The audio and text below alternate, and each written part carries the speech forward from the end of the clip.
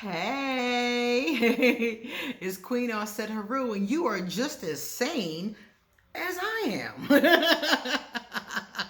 am. However much that may be. So, guys, today I am going to do Harry Potter and the Zodiac Signs Part 2 because there were quite a few characters I could not get to, and people asked for me to complete this Harry Potter and the Zodiac Signs.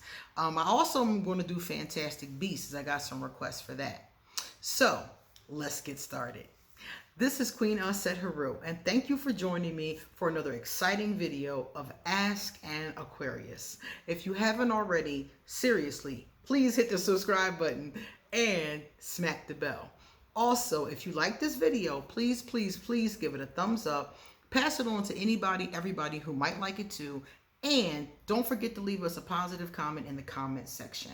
And stick around to the end of the video because I have two of my favorite positive comments from previous videos that I want to read to you guys and respond to.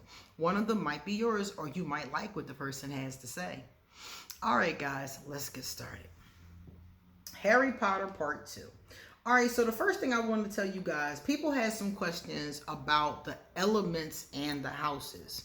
So J.K. Rowling already thought out a great deal of this, so you don't have to do any brain work because she already uploaded what the houses are. In Harry Potter, there's 4 Hogwarts houses. A house is kind of like a group in your school. So in our school, we had track 1 and track 2. Track 1 was all the kids who had really high math scores, and track 2 was the kids whose math scores weren't as high.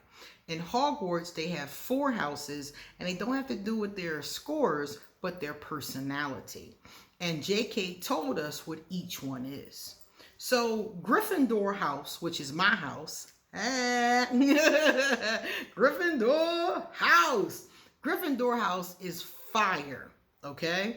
Now, fire signs, and it's not always going to be that whatever your zodiac is you're going to be in that house, because Gryffindor is a fire sign house. So Aries, Sagittarius, and Leo coincide with fire. But just because you are a particular sign doesn't mean you're going to line up. For example, I'm Aquarius. So my house should be an air house, right? But it's not. My personality has more traits of fire. Now, this could make sense in my case because my moon is a fire moon. So Gryffindor represents the fire energy. Ravenclaw is the air. So Ravenclaw air is Aquarius, Libra, and Gemini. Now, fire is more passion, courage, energy, that kind of thing. But air is more intellect, creativity, thoughts, those kind of things. So when we look at them, we're like, okay, the Ravenclaws are supposed to be the smartest students at Hogwarts, whereas the Gryffindor are supposed to be the bravest students at Hogwarts. Then we get into Slytherin house. Slytherin house is water, okay? And Cancer, Scorpio, and Pisces go along with Slytherin house. Now, 2 important things about Slytherin house. Slytherin house is a water house, and it's said that all of the students in Slytherin are very cunning. So they're slick and they will do whatever they got to do to get what they want to get. They're not afraid of being double agents or, whatever they have to do. Now, Slytherin house sometimes gets a bad rap because this cunningness can lead to immoral behaviors. Voldemort is in Slytherin house, and he's the most evil wizard there is.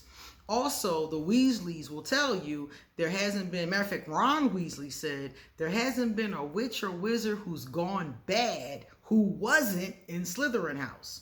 Now, I think that that's a very broad statement because if you remember correctly, Peter Pettigrew was a Gryffindor and he definitely did go bad. So I think that what Ron should have said is that most of the ones that go bad are actually in Slytherin house. Bellatrix Lestrange is in Slytherin house. My man's Professor Snape is in Slytherin House, and he was going the way of darkness at first until Lily died. Then he turned things around. So it is true that this house does have a lot of that, but you don't have to necessarily be evil or negative or cunning. So that's the reason why Slytherin often gets a bad name, unfortunately. And the last one is Hufflepuff. Hufflepuff is the earth sign. So Taurus, Capricorn, Virgo. So Slytherin is cunning, and Hufflepuff is known for their kindness. They're known for their generosity. A Hufflepuff is a loyal friend. A Hufflepuff is really good with food because their house founder, Helga Hufflepuff, was the one who came up with all the recipes for Hogwarts. So Hufflepuff is a really cool house. My daughter found out her house was Hufflepuff, and I was very I was very pleased because I felt like all I ever wanted her to be was a good person, you know. And when she said that was her house, I was like, yeah, because to me the Hufflepuffs are the most sweet, kind people of the entire Hogwarts, Hogwarts school, So yeah, so those are the signs and those are the elements. JK gave them to us already. So then I'm going to do the zodiac signs of the characters that we missed last time. So the first one I'm going to do is Mrs. Weasley. Mrs. Weasley is Ron Weasley's mother. She's married to Mr. Weasley, and they have other kids too. Ginny Weasley, the twins. They got like 7 or 8 kids. And Mrs. Weasley was born on October the 30th, oddly enough. They didn't know the year. Pottermore says 1949 or 1950. Some Pottermore, the way that JK did the birthdays, she gave us most of their birthdays, but some of them, they aren't there to give it that look as if some records have been lost for people who are older. So Mrs. Weasley is one of those cases. However, we do know that she was born on October 30th, and that makes Mrs. Weasley a Scorpio. And is Mrs. Weasley a Scorpio? Well, Mrs. Weasley, in my opinion, is the best Scorpio has to offer. Scorpios can be very loving and very nurturing and very kind and very quick to be helpful. And Mrs. Weasley was all those things. She was very kind. She was very nurturing. She treated Harry like a son from the moment that she met him. This poor little orphan boy who wasn't getting any love at home from his, adopted family. And she just took him right in and was kind to him and took him along. And she had all these kids and she really didn't have much, but whatever she had, she offered to Harry. And her kids were like that too, very open-hearted. And that's because of Mrs. Weasley. So I'm going to say yes, she does exhibit Scorpio characteristics, but she's the best of Scorpio, hands down. I had a mentor when I was a young girl, and she was a Scorpio, and she was this kind of nurturing, kind, open-hearted Scorpio. When Scorpios are high vibrational, they are really high vibrational. I mean, amazing. Now, her husband, Mr. Weasley, that's my boy. Mr. Weasley was fascinated with muggles. He, in the wizarding world, anybody with no magical ability is a muggle. So he was very fascinated with what we call ordinary people. Now, Mr. Weasley was born on February 6th. So Mr. Weasley is Aquarius, okay? And Mr. Weasley, does he act Aquarius? Yeah. One of the things about Aquarius is Aquarius are very imaginative, we're very inquisitive, and we like to invent things. Mr. Weasley was always making something. He took a regular muggle car and put witchcraft on it so it would fly. He was always making little gadgets and tinctures, and most of the time he was taking things from the regular world, the muggle world, and taking them home and bewitching them, So Mr. Weasley was really cool. Mr. Weasley had a good heart. He's, again, the best of Aquarius. He has a very good heart. Again, was very open-hearted towards Harry, very protective, overprotective energy, very Aquarius coming towards Harry and towards his own kids. It was interesting because he was also a fun father, and even though he had a protective energy, he also really got a kick out of his kids' misadventures. Because when Harry and Ron and the twins stole the car, he was like, what happened? You know, he was all interested in what happened. Whereas Miss Weasley was like, why are you playing with me? You know?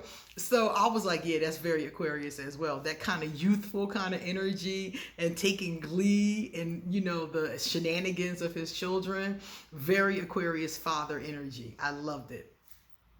Bellatrix Lestrange. Now, Bellatrix Lestrange, I mentioned to you guys in part 1, but I didn't say her name. I didn't say her name because I didn't know her birthday. Now I realize why I don't know her birthday. Because Pottermore said that her birthday is 1951. But Bellatrix is in the Lestrange family. And the Lestranges are very Lestrange, okay? They have a family tree.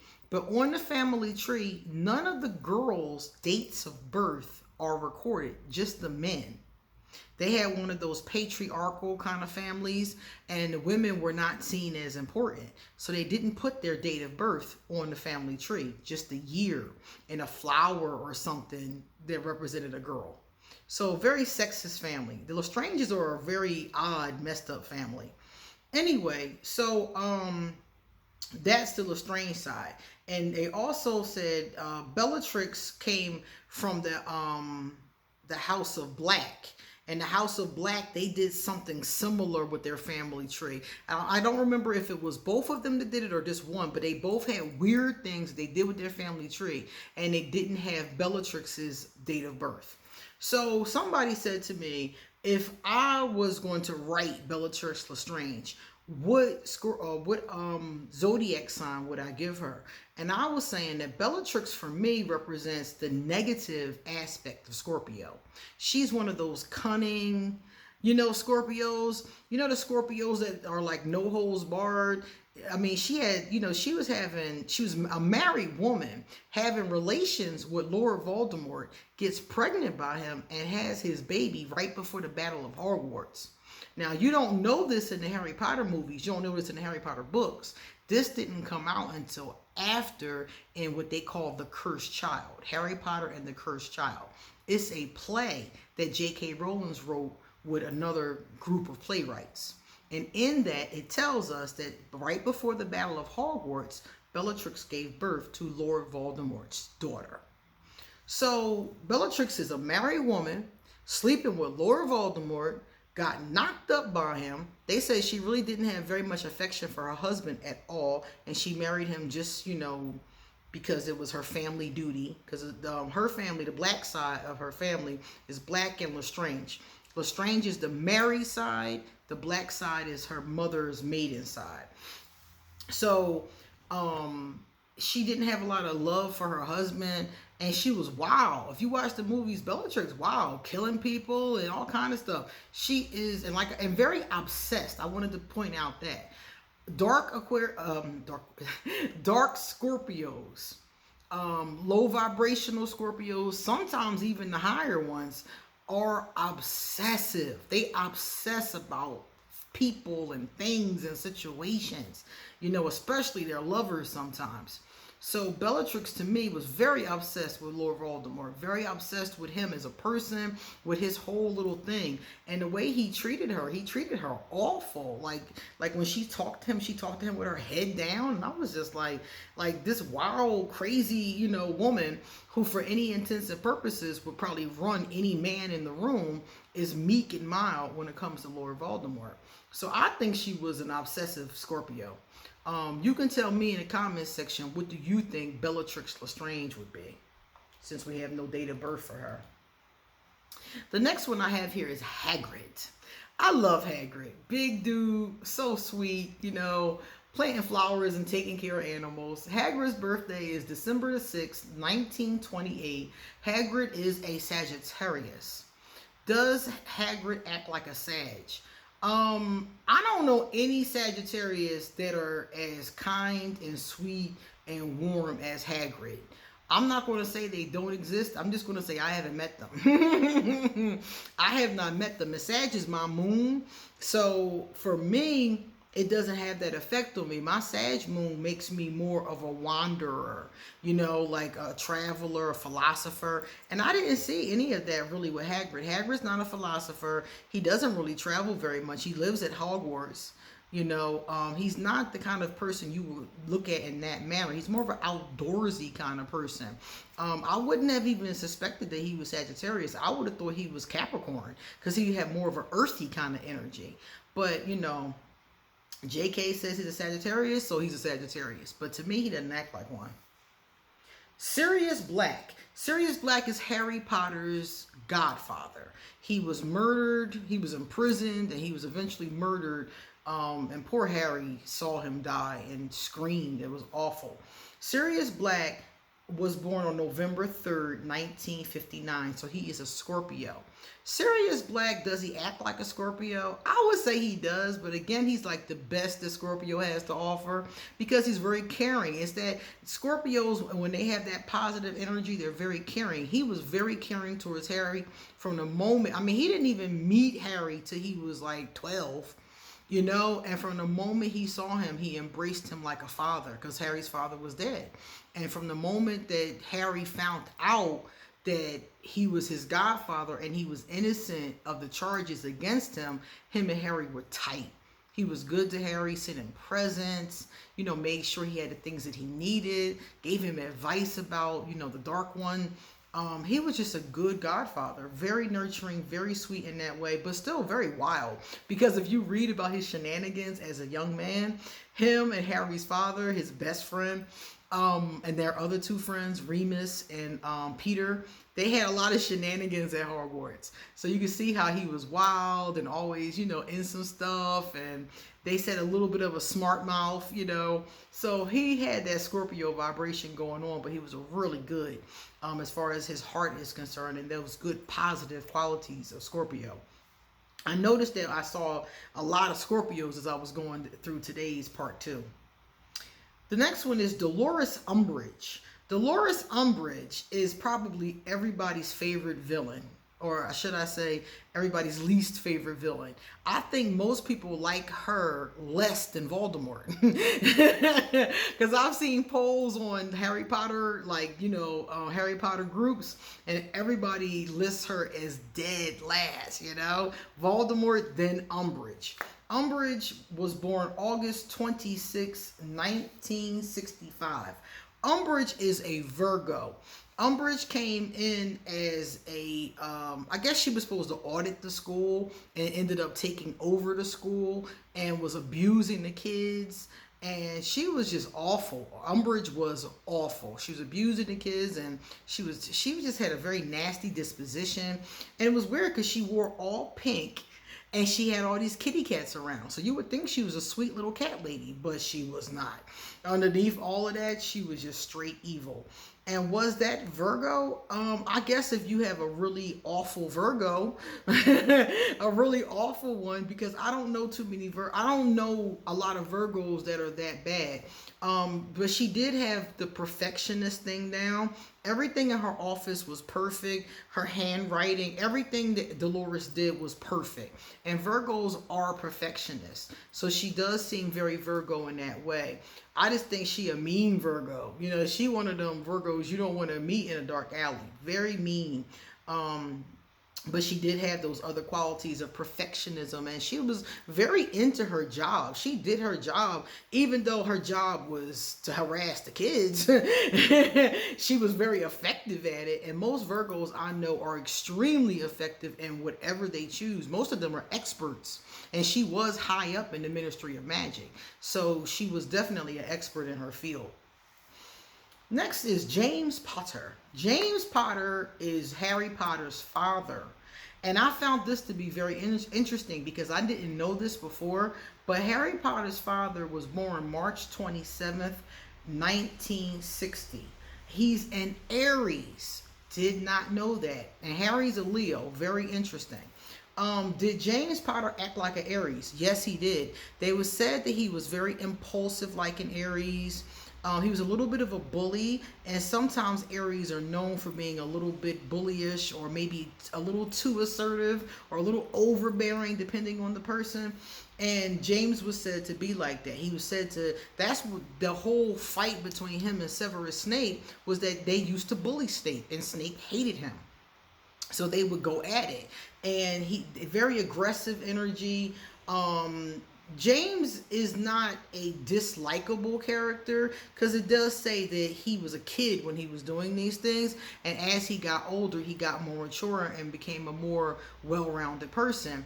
And actually, Harry's mother, who became his wife, couldn't stand him before, and after he changed is when she started to like him. So his Aries negative qualities shifted into being more positive, more warm, more caring. You know, some of the other things and the positive that Aries is known for. Now, Lily Potter, his wife and Harry's mother, is Aquarius. I did not know that. I was like, wow, so we got an Aquarius married to an Aries, which according to the Zodiac, according to the elements, works. The Aries is fire, the Aquarius is air. So air and fire is said to go very well together. Now, this couple was said to have a very passionate relationship. So they did showcase that elemental vibration. Also, what I find to be interesting is Lily Potter was born January 30th, 1960. So I said to myself, it's interesting to me because remember I talked about Aquarius and how we're overprotective? Well, when her husband was murdered and then Voldemort went to murder her son, she got killed because she jumped in front of her son. And I was like, yo, that's a very Aquarius thing to do. If that had been me, I probably would have done exactly the same thing. And I thought that was very, very interesting. And I was like, yeah, she's very Aquarius. And then also her attitude, like all throughout the books, Lily is just really cool. You know, she's really kind to Severus, even though she's not really in love with him. She's very kind to him. They have a good relationship. Later on, she falls in love with James. She's very strong in her convictions. You can see that Lily fights for what she believes in. She was a member of the Order of the Phoenix, which is the order that was fighting against negativity. So for me, she feels like a very light Aquarius. I could see her having a really high vibration. Lily didn't really do too many things that would be perceived as negative or bad. She was perceived throughout the books that I've seen, because I didn't read all the books. I've read 4 of the books, seen all the movies, and watched hours and hours and hours of YouTube videos about Harry Potter because I'm so interested in Harry Potter trivia. So I know a great deal about it. So I thought that was very, very interesting. But yeah, Lily Potter is definitely Aquarius. James's best friend was, one of them was Sirius Black. The other one is Remus Lupin. Remus Lupin was one of the professors at Hogwarts, Professor Lupin. He was really cool too. I liked him a lot. Only problem with Remus is Remus was a werewolf. So when he got into his werewolf form, he got very violent and couldn't control himself. But when he was in his human form, he was very meek and mild mannered and was the best professor that the kids felt they ever had. Remus was born on March the 10th in 1960. So March 10th, 1960, and Remus is a Pisces. Now, does Remus act like a Pisces? Remus acts like a really caring Pisces. He's one of those kind of Pisces gentlemen who was very good to his woman, very loving towards the kids. He looked out for them, saved their lives, you know. He was really good at all those kind of ways. So Remus will be a really great, nurturing, understanding, emotionally balanced Pisces until his werewolf comes out. And then we got a whole different thing. And when I thought about it, it reminded me of my friend. My friend is dating a Pisces, and she said he's a red, the Pisces is 2 fish. And she calls him red fish, blue fish. And she told me the red fish is like, you know, very happy, very passionate, very loving. And she said the blue fish is depressed and cranky and angry. And I thought about Remus Lupin and how he has this werewolf inside of him that's cranky and aggressive and angry, but he's really kind and sweet. And I was like, wow, yeah, Remus Lupin is definitely Pisces.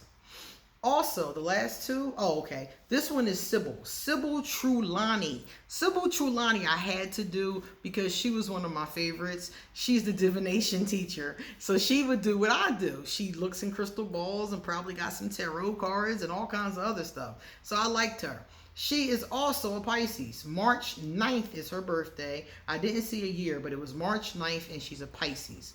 So is she very Pisces? Yeah, because another thing about Pisces that I didn't see very much in Lupin, in Remus Lupin, is Pisces have the tendency to be into spirituality, to be into divination. They're also very into like all kinds of spiritual kind of things. And she was a seer, so she actually spent more time, you know, doing predictions that were hit or miss, basically. And she was really into that. That was in her family line. She came from a line of seers. So I thought that was very interesting that that J.K. added that aspect of Pisces to her, that spiritual aspect of Pisces. Lastly is Dobby. I love Dobby. Dobby's right there. That's Dobby. Dobby died, and I cried. I did. Every time I see that scene, Bellatrix crazy ass killed him, and every time I see that scene, it makes me cry. But Dobby was born on June the 28th. Dobby is a Cancer, and Dobby is a house elf. So we don't know what year, and we don't know how long the elves can live. But we do know that he's a Cancer. And does Dobby act like a Cancer? Yeah, I have to say, Dobby is the positive aspects. Again, the positive, the best of Cancer. Because the best Cancer energy is nurturing. It's very helpful. Dobby died, literally, trying to save Harry Potter. From the moment that he met Harry Potter, he took to him. He loved him. He thought he was a wonderful person, and he wanted to save him. He wanted to spare him. If he overheard people talking about him, he would go tell Harry. Dobby was the embodiment of that positive, nurturing, loving, feminine Cancer energy. And I love Dobby. Dobby is really cool. All right, guys, so that was the last one. Now, after a week or so, it's going to take me a little bit of time, I'm going to do Fantastic Beasts as well. So if you have a favorite character that I did not cover from Harry Potter or from Fantastic Beasts, let me know. If they have a birthday, I'll add it to part 3 or part 4. Now we're going to check out some positive comments. Miss W said, our myth of Bloody Mary is, if you say her name 3 times, you'll get murdered by her that same night. Queen L said her rule, I know we were absolutely terrified of her. And there was so many horror videos of it going wrong online. Crazy. Yeah, I heard about that. People saying that they really saw something in the mirror. People claiming that they got hurt, they got attacked, all kinds of stuff. So the Bloody Mary myth, Bloody Mary who's Mary the First, is very prevalent. Thank you so much for telling me that one. I didn't know about actually killing you. Like, wow. All right, so Natalie Allen. Hey, Natalie Allen. Natalie said, I wish I saw this video earlier. Loving an Aquarius. I did a video about loving an Aquarius, and she was like, she wished she had seen this video before she started loving the Aquarius. I wish I knew more about astrology before I started dating in general, because I was always into astrology, but I wish I had went deeper into it. Because if I had understand compatibility in charts, I probably would still be a virgin. If I had really understood, it would have saved me a lot, you know. But, you know, we live and we learn. And when we know better, we do better, right? All right, guys. Come back soon, because I got a whole lot more to say. See you later.